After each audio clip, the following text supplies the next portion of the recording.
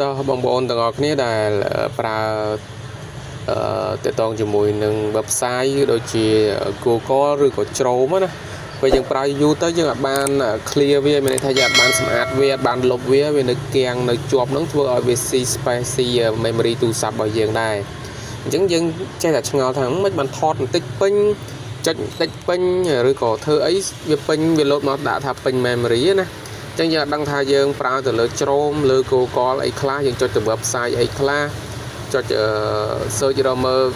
អីខ្លះអញ្ចឹងវានៅជាប់នៅក្នុងហ្នឹងណាយើងអត់បានលុបវាចេញទេណាពេលយើងប្រើមួយគឺវាអត់លុបទេគឺវាជាប់អូតូតែម្ដងអញ្ចឹងបើសិនជាបងប្អូនទាំងអស់គ្នាចង់សម្អាតវាឲ្យស្អាតហើយដើម្បីទុក space ទូរស័ព្ទរបស់យើងឲ្យនៅច្រើនកុំឲ្យវាគៀងកុំឲ្យវាជាប់ណាឬក៏កុំឲ្យវា slow អាចធ្វើតាមខ្ញុំបានហើយអត់ពិបាកទេអ្នកនរគ្នាអាចចូលទៅកាន់កម្មវិធី Chrome ក៏បាន Google ក៏បានឥឡូវទីមួយយើងចូលទៅកាន់ Google ទៅឥឡូវខ្ញុំប្រាប់ពីការចូលទៅកាន់ Google នេះបាទ Google យើងបងប្អូនស្គាល់ហើយតែយើងចុច search រកអ្វីផ្សេងតាក់ទងជាមួយនឹងឯកសារឬក៏រឿងព្រេងបុរាណអីយើងអាច search នៅក្នុង Google នឹងបានហើយបងប្អូនពេលខ្លះអត់ដឹងថាលុបកន្លែងណាធ្វើកន្លែងណាឲ្យវាបាត់ទេមើលឲ្យបងប្អូនចេញមើលឲ្យបងប្អូនចេញអញ្ចឹងអត់បានចាប់អារម្មណ៍ថាយើងត្រូវលុបវាអញ្ចឹងវាពេញនៅក្នុងឯកសារក្នុងទូរស័ព្ទរបស់យើងធ្វើឲ្យ space ទូរស័ព្ទរបស់យើងកាន់តែតិចទៅណាអូខេឥឡូវយើងចូលទៅកាន់ Google មកបាទយើងចូលកាន់ Google ហើយបងប្អូនសម្លឹងមើលទៅលើយ៉ា sorry នេះនៅកែងខាងលើបងប្អូនអរគ្នាបាទនេះនឹងគូម្ដងទៀតអ្នកនៅលើហ្នឹងហើយនៅកែងកន្លែងនេះបាទកែងកន្លែងហ្នឹងចាំបងប្អូនចុចកន្លែងហ្នឹងមកបាទចុចកន្លែងហ្នឹងគឺយើងមើលមកម្ដុំកន្លែងនេះបាទអញ្ចឹងនៅក្នុងចំណោមកន្លែងនេះមកហ្នឹងហើយបងប្អូនមើលចំណោមហ្នឹងមកហើយទី1គឺទៅតមួយ history ដែលយើងមានន័យថាប្រវត្តិដែលយើងចុចចូលនឹងមានអីខ្លះហើយមួយទៀតតើតើជាមួយនឹងការលុបបាទ yes sorry ខាងក្រោមនេះមានន័យថាក្នុង30នាទីទើបវាលុបហើយការលុបរបស់វាគឺមានតាមកំណត់ដែលយើងកំណត់ឥឡូវយើងចូលទៅកាន់ history មកបាទអញ្ចឹងចាំតិចអ្នកចាំតិច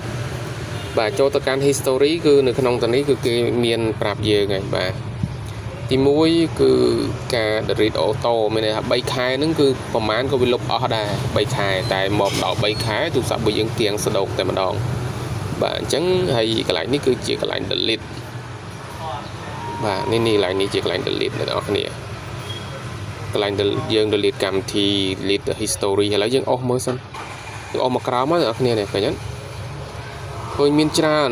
ពីថ្ងៃទី30 31ស្អីនេះមានកម្មវិធីមានស្អីច្រើនដែលយើងត្រូវសម្អាតវាចោលណាអូខេឥឡូវយើងចូលទៅសម្អាតវាហ្មងទៅយើងចូលទៅចុចពាក្យថា delete នេះចុចពាក្យ delete នៅខាងក្រោមនេះអ្នកនរគ្នាបាទចុចពាក្យ delete នឹងមកណាបាទចុចពាក្យ delete ចឹងមកហើយយើងយកពាក្យថា all time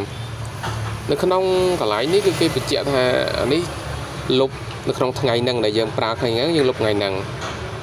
បាទហើយអានេះជាកន្លែងដែលយើងត្រូវលុបយើង select យើងលុបអាមួយណាយើងទុកមួយណាអញ្ចឹងណាបាទហើយបើខាងក្រោមនេះមានន័យថា select ទាំងអស់បាទមានន័យថាយើងលុបទាំងអស់នៅក្នុងកម្មវិធីដែលយើងមានឥឡូវយើងចុចកន្លែងហ្នឹងមក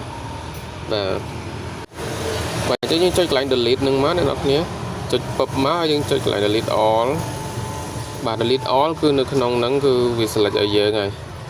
ចឹងវា select ឲ្យយើងហើយយើងចង់លុបទាំងអស់ក៏បានឥឡូវយើងដាក់ select all មកទៅកុំបាច់ខ្វល់ច្រើននេះចុច select all ហ្នឹងមកបាទចុច select all ចឹងមកហើយយើងចុចពាក្យថា next បាទចុចពាក្យថា next នៅខាងក្រោមនេះ next មកហើយយើងចុច delete មួយទៀតមកអ្នកទាំងគ្នាបាទ delete មួយទៀតមកបាច់អូខេឥឡូវយើងចូលទៅមើល history របស់យើងឡើងវិញឃើញទេអស់រលីងតែម្ដងបងប្អូនបាទឃើញទេអស់រលីងអត់មានឃើញអីទេបាទ ចឹងអរគុណបងប្អូនទាំងគ្នាដែលតាមដានវីដេអូរហូតដល់ចប់ហើយកុំភ្លេចចុច Subscribe ក៏ដូចជា Comment វីដេអូខាងក្រោមដែលឆ្ងល់ពីអ្វីគឺអាច Comment បានគឺខ្ញុំធ្វើវីដេអូប្រាប់បាទអរគុណជួបគ្នានៅវីដេអូក្រោយ